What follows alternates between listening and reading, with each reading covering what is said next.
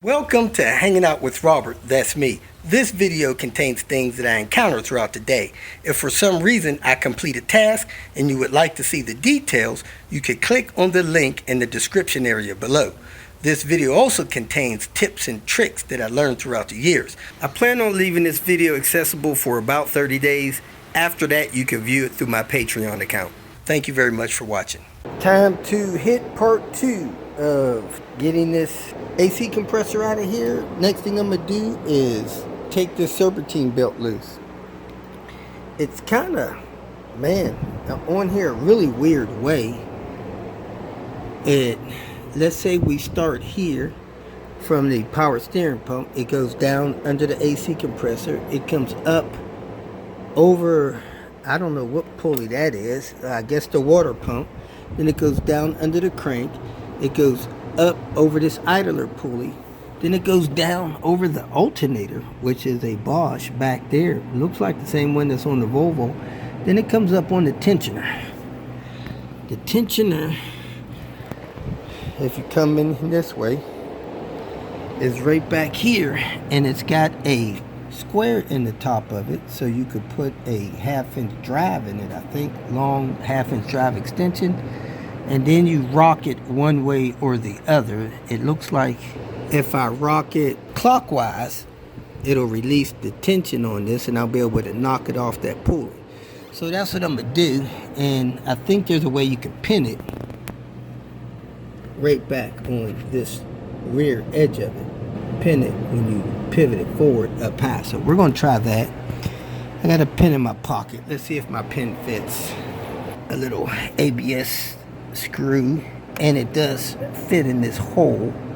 So when I rotate this thing clockwise, hopefully it'll pin this open. So let me go find a long 1/2-inch extension, see if I could rotate this thing. I'm going to use this 1/2-inch socket. I'm going to set it down in this tensioner, then I lift up on it and it's going to break the tension off on it. Then I'm going to try to pin it. See, I can lift up and you'll see the tension move on the belt. That thing's pretty tight. I'm going to take 2 hands, one to pin it, one to lift up on it. Went a little easier than I thought. Lifted up on there and had the pin in the hole and put a little pressure on the pin. As I lifted up my right hand, the pin slid in with my left hand finger. Now the belt's loose. This is a tight area, but there you go. Slide the belt off like that.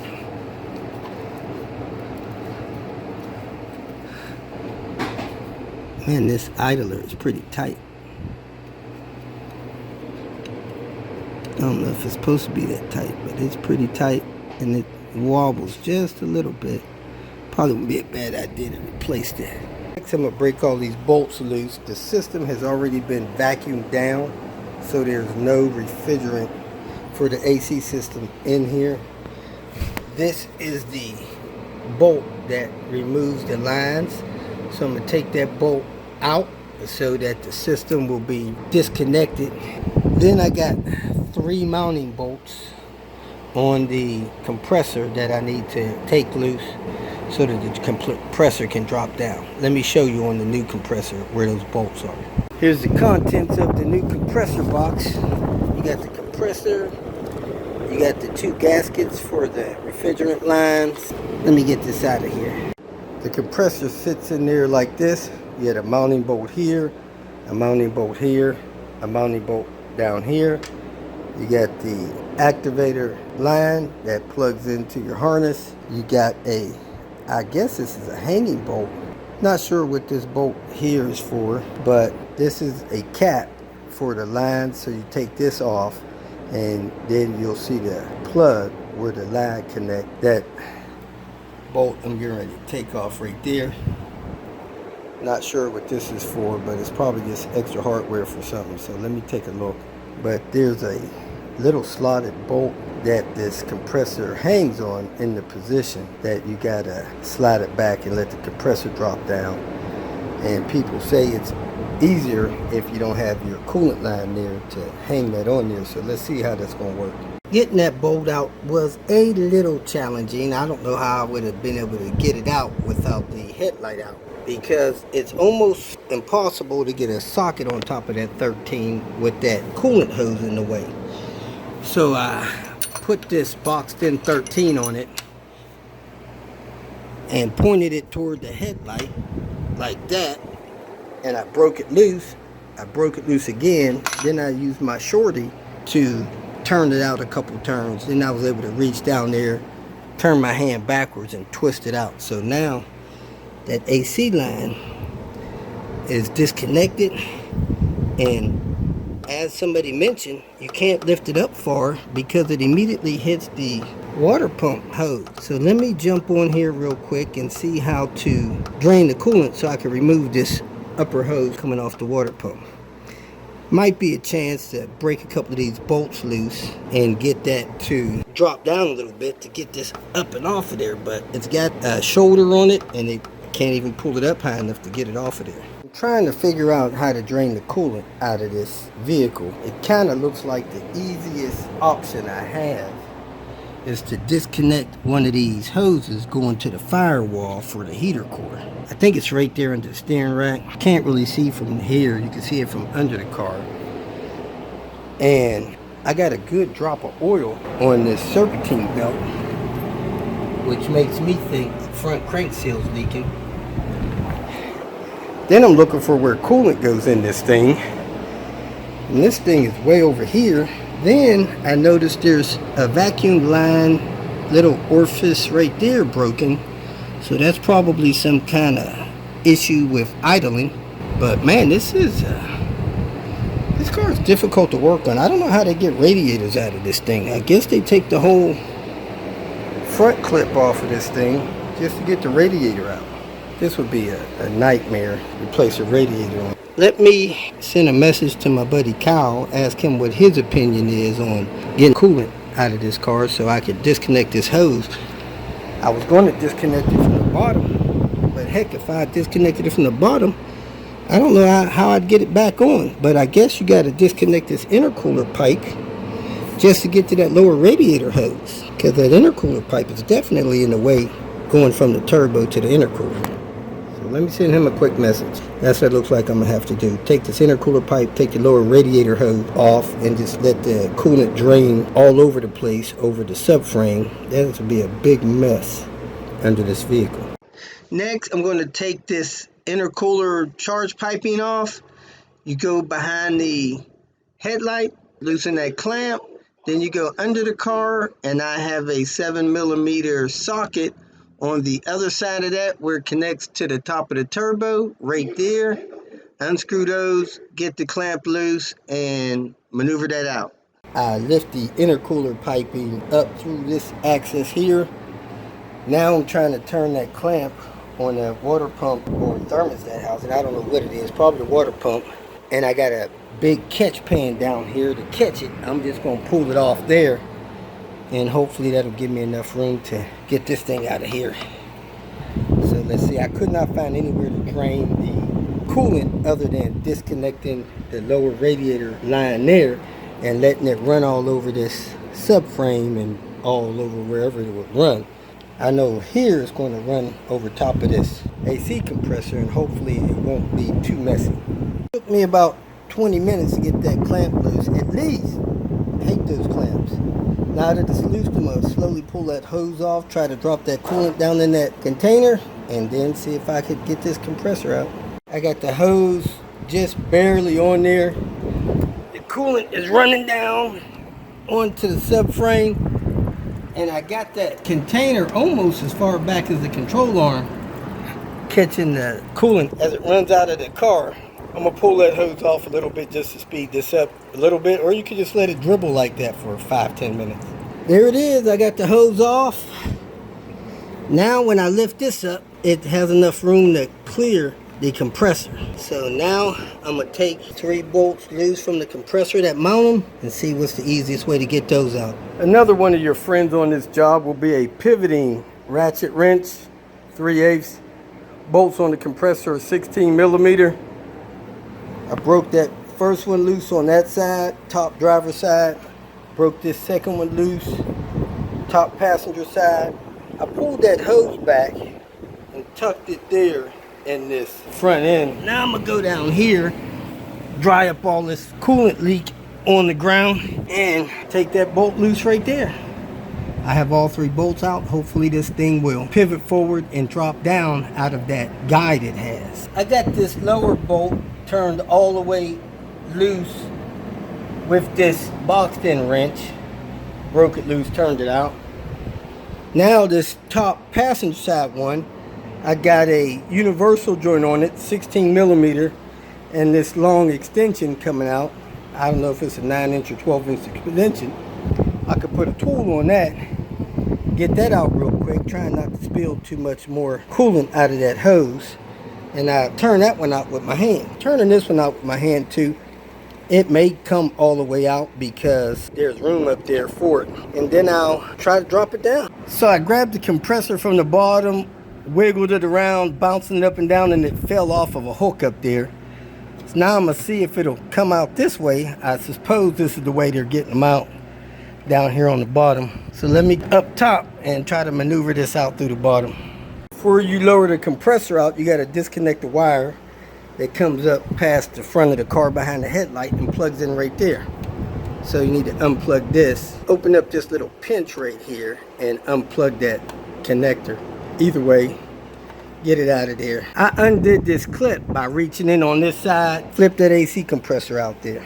Took the AC line contraption and wedged it up out of the way a little bit.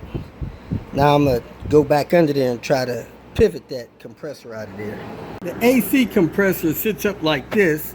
I maneuvered it so that I could slide that lower bolt out, and then I turned it counterclockwise like this, and I was able to get it past those oil cooler lines. So the compressor is out and I'm ready to slide the replacement in. This is the screw guide that people do not like. You gotta get the compressor to fall into position with that. So people do all kinds of things to cut that off. And that piece is up there somewhere. It's a blind guide. It hooks over this thing here. You gotta hook it up over that. Really can't see it from on top. Maybe you could guide it over with some kind of mirror or something. Let's try to see if we can hook it up so we don't have to cut that V out of it. Not to turn that compressor over because it's got the oil in there that'll spill out, which I did, had to clean up.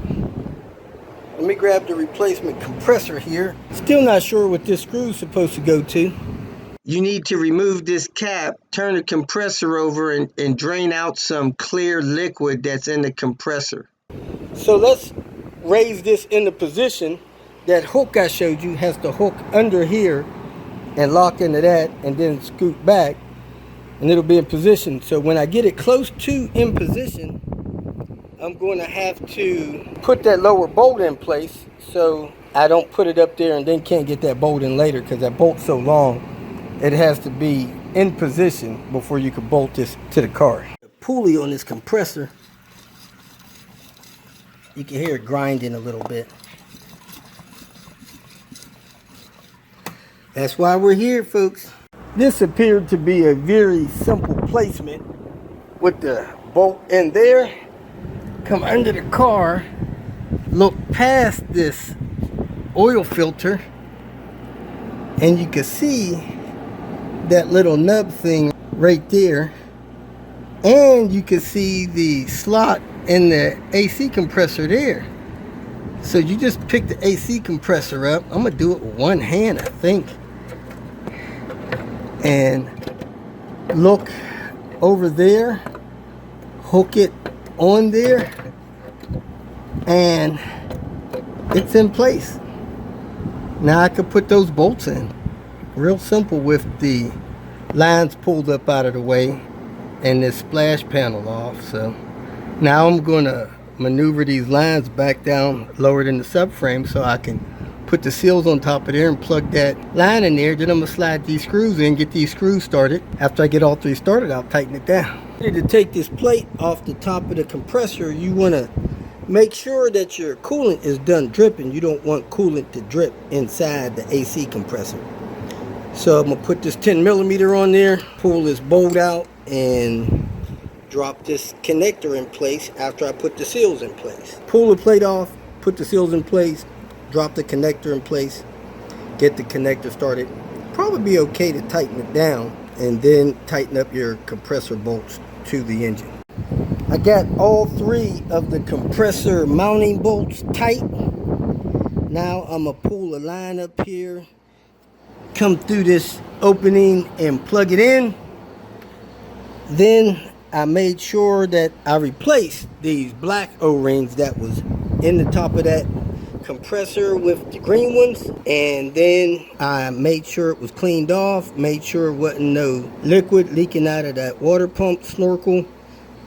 I got the ridge lined up to bolt that adapter on top of the compressor.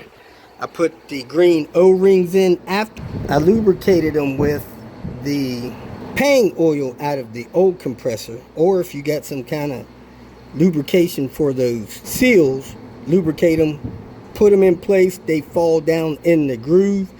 Then I lowered that thing down on there so that I felt the kind of a lip fall into place. Then I had to twist this clockwise to get the screw to line up with the hole, and I tightened that bolt down. Do not over tighten that bolt. I think the housing on these compressors may be aluminum, but this one feels, yeah, aluminum. I don't know if you want to over tighten that, you might strip the hole out, then you're messed up. So tighten that down to my guess 15 Newton meters at best. The new compressor came with a longer bolt zip tied to that guide hole. When I took this plate off of here, that was a short bolt, so I had to use that long bolt that was zip tied to the compressor to bolt that adapter on top of there. Use the long bolt, discard the short bolt. Now I'm ready to plug in the power line. Then I'm going to put the coolant hose back on the snorkel and back my way out of this. Then I'll put the charge pipe on and continue to put things back together. Seemed like the bolt that came out of the top of this compressor was longer than the one I put in, so you make your decision which one you're going to use. I used the one they supplied. When you plug this wire in, make sure you get this wire all the way in that connection like you see there. There'll be a tendency to leave it hanging out one notch. You want it all the way in. Then make sure it's plugged in properly there. Then you can store it back there. Stow it back there. Now I'm going to pull my paper towel out of that water pump snorkel, plug that hose back in, and massage that clamp back into position. Probably the hardest part of the job. Hose clamp was 10 times easier getting on than it was getting off. Now I'm going to put the turbo charge pipe on and keep it moving. I got the charge pipe on. Next I'm going to put this belt in place. However, since it appears that we probably have a crank seal leak, I am going to leave the belt off because I think we're going to try to replace that crank seal. Let's put this belt in place. Here, here, and around there. And then get my impact. Knock that bolt off there. If I have the right side socket, that looks like a 28 maybe. Pull this harmonic balancer off. Hopefully it will come off properly. And see what that seal looks like. I heard there's a big snap ring behind it, so that may be a mess. And it looks like our boot's about to tear on our CV axle. But there's oil slinging all around here, and there was a big drop on the bottom of my belt, so we're going to investigate that because it looks like it's slinging oil. Next I'm going to put this headlight in, plug the plug in, take the screws out of the side of it, position it in place, screw it in, and then put the side marker light in. That's the screw that holds this corner light in. You don't have to screw it all the way out, just a couple of turns so that it could unhook from it. If you screw it all the way out, you might drop it down in the bottom of the car. A lot of people brag about this. Ooh, this ain't the M18, it's an M12. Milwaukee fuel. I got a 3.0 battery. I'm gonna see if it'll knock that crank bolt loose from this Saab 9.3, and it's a 27 millimeter. Let's see if it'll knock it loose. If not, I got my big boy with me. I know people brag about the M18, not sure about this. Ooh, pulled that sucker right off. Oh yeah. I'm here with this Saab 9.3. I was doing a AC compressor and noticed oil getting on a lot of stuff under the car. It had a good drop of oil on the bottom of the serpentine belt. This harmonic balancer looks wet. Everything around there looks wet. See that drip of oil there? I think the oil is coming from the front crankshaft seal. So we're going to replace that. We went and got a Velcro seal, another gasket, and let's get started. After the wheels off, the panels off, I knocked this crank bolt loose. Now I'm going to make sure I see how this is keyed and try to massage this pulley off of here with a small pry bar. Try not to pry on nothing that you will break and destroy. Hopefully it'll come off pretty easy. A little bit of bumping around with a pry tool, it started to come off, and man, it slid off. Just barely cleared that frame of the car. I heard there's an O-ring behind there, which is what we need to get. I don't know why it's got that, and it's got this seal here that looks like it's walking out. Not really sure if it is or not. It's a good sign that this seal here is like this. Oh, that's what's coming out. See that seal walking out? It's not tight anymore. So this seal here is easier to install than some. You don't need a special tool, just something big enough to push that out. I don't know if I'm going to mess with this. I'm going to see how hard it is to get this off. If it's easy to get off, I'll go ahead and pop that off. You shouldn't lose much oil because it is below the oil pan line. Or you could just drain the oil. If it's time to oil change, that's the best time to do stuff like this. Let me go ahead and see if I can get this huge clip ring out of here. That thing is huge. You don't want to play with a small tool trying to get that out because you'll never get it back in. And if I can get that out, I'm going to slide this off, put an O-ring behind that, and then replace this seal. If I have problems getting that off, I'm just going to replace this seal and see if that does it, because you seen that thing was hanging out about 1/4 of an inch. These really long, it looks like double jointed needle nose pliers, and I'm having a hard time getting that clip ring out. And I see oil leaking above that, so I'm just going to replace this seal right here.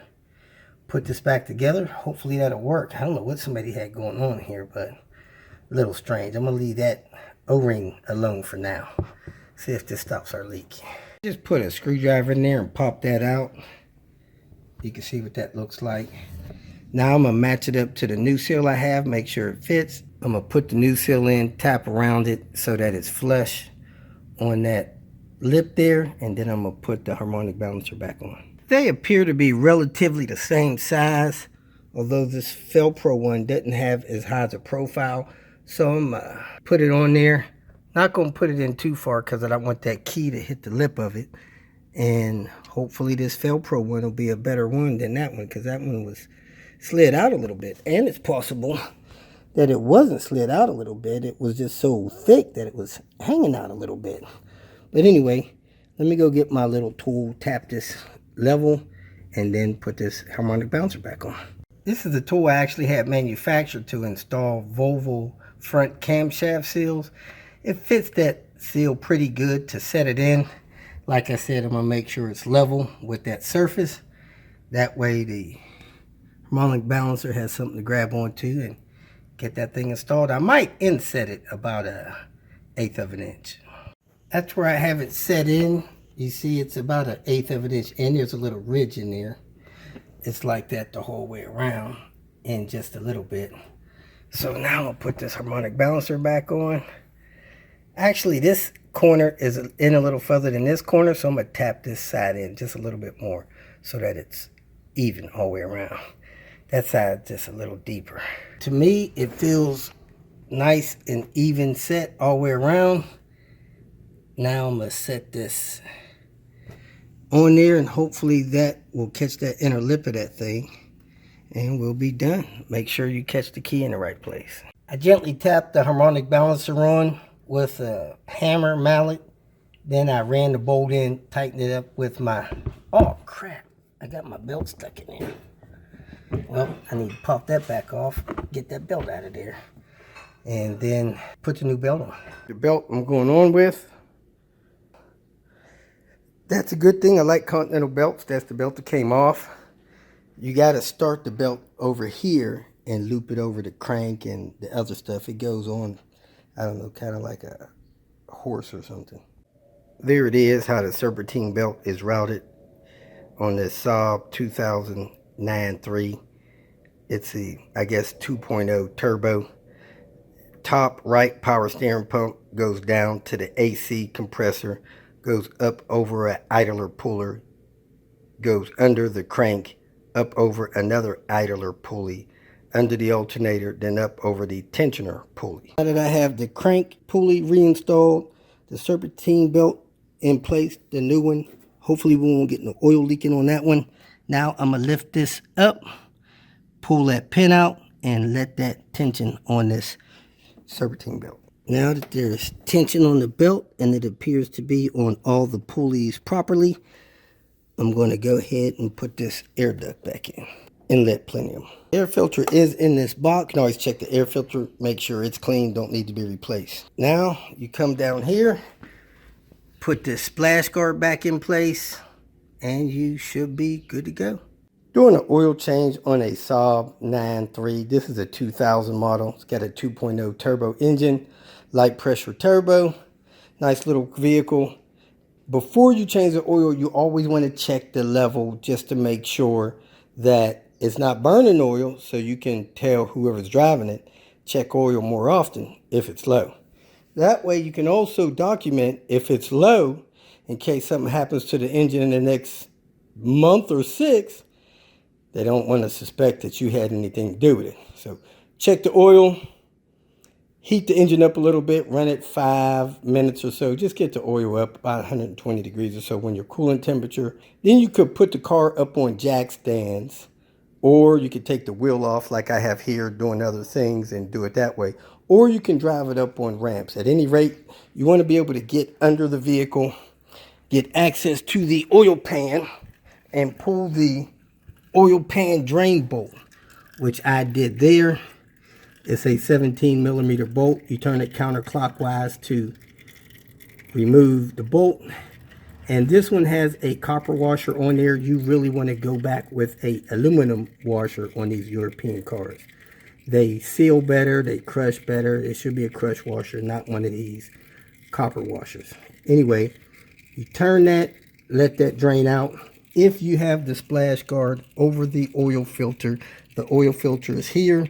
That should be hand tight. If it's tighter than hand tight, you'll need a oil filter wrench to turn that off. After that drains, you put the plug back in it, snug it down. You move your oil catch pan over. You take your oil filter loose, lower that into the oil drop pan. We'll do that next here in a second. It's been draining for about 5 minutes. You really want that to be at a dribble. I don't have all day. This is a aluminum drain bolt gasket, so I'm gonna put that on there. Then you want to torque these with a torque wrench. Man, that's actually a little bigger than it should be. It's good size for the outer edge of the bolt, but not the inner edge, so I'd have to be careful putting that on so I don't have it cocked to one side and leaking. This washer is almost the right size, so let me carefully put that on there and crush it. And next time, make sure I have the proper one for this vehicle. Now that the oil drain is at a drip, we're going to go ahead and put the drain bolt in with the aluminum washer. I'm going to make sure I get that washer centered because I don't want it hanging off either side, so we get a good seal on there. So let me screw that up in there by hand, then center that washer, and then torque that thing down to, I'm going to torque it to 18 foot-pounds. So, and make sure that gasket stays centered. Sometimes the oil pan will actually hold it center. All right, it feels centered there. It looks centered. I'm going to look at it and make sure it is, and then torque it down. Then torque it down, and then check it again. Make sure it still looks centered from the back side of it. Got that bolt torqued on. I'm going to look behind it now, make sure that gasket's not hanging out either side of it so that it's centered, and it'll keep a seal and it won't leak all my oil out. Down just a little bit, but it's enough of it to keep that sealed, I'm pretty sure. And we'll check it for leaks after we crank the engine. But it should be good to go. Got that bolt torqued on. It is perfectly centered, so not hanging off any side. Get a shot without a flash there, showing you that it's centered, not hanging off either side. So that should be good to go. Now we're going to grab this oil filter, spin it off, catch the oil, set the filter down in the drip pan, and then spin the new filter on. You could use the oil filter wrench if it's on tight enough, and I got one of these here. Put it on there and turn this oil filter off.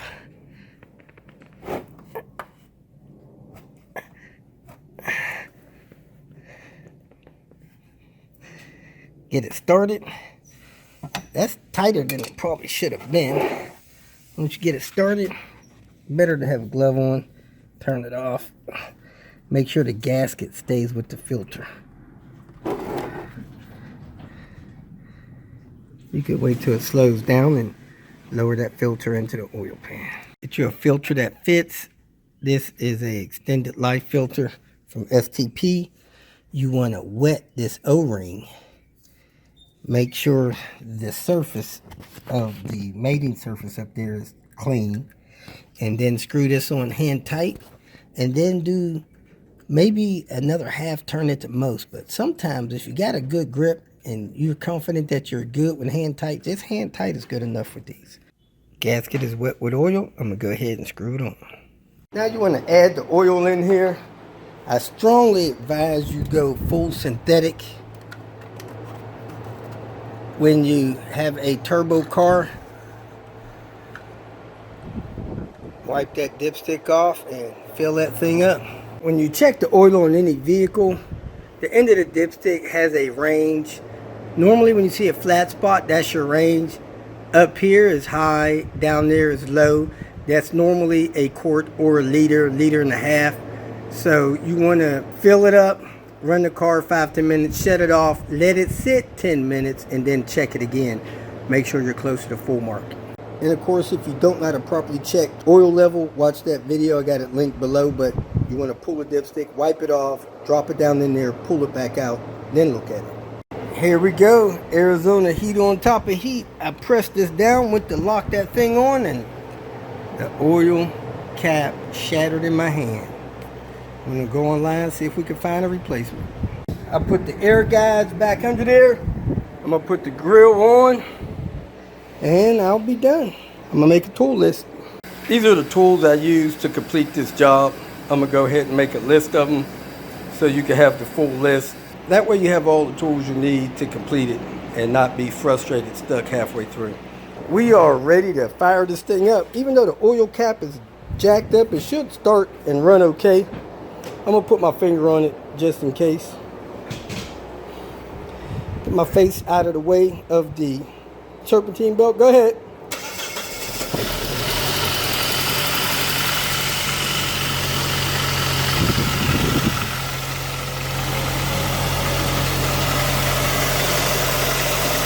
If you feel that this information was useful, please like it and share it with your social media friends. You can subscribe to my channel so that you will get notifications of future videos that I post. You can follow me on Twitter, and if you need to contact me directly, please visit my website. And if you have any questions, leave them below, and someone or myself will reply to them. Again, thank you very much for watching.